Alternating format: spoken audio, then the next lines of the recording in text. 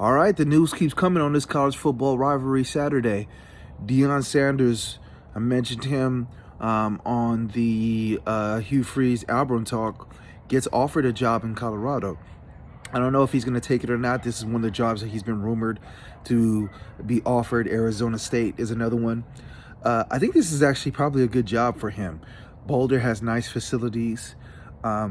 Now, the recruiting base in Colorado is not the greatest, but as I mentioned before, he was able to poach the number one corner away from Florida State and bring him into the fold at Jacksonville State. So he's shown the power to recruit.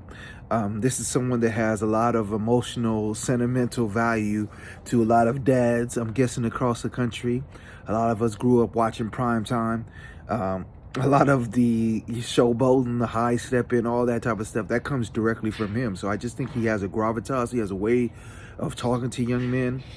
I think he's definitely going to have a lot of people on his back, helping him with recruiting. He's the type of coach where he is more of the Dabo Swinney type, where he's an overseer of the program, where he's not particularly just a coordinator calling plays. So I think he's going to hire the right people.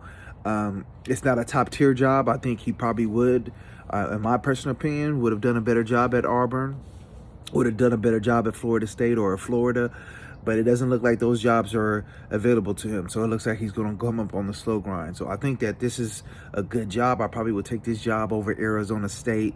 Arizona State does have a history of being better than them, but Colorado, especially in the early 90s, had a history of being a national program. And I think that with the facilities and with his recruiting, I think that actually this would be a good job for him. So Colorado, Deion Sanders, we'll see if another job shakes out. You always surprise. There's always a surprise contender.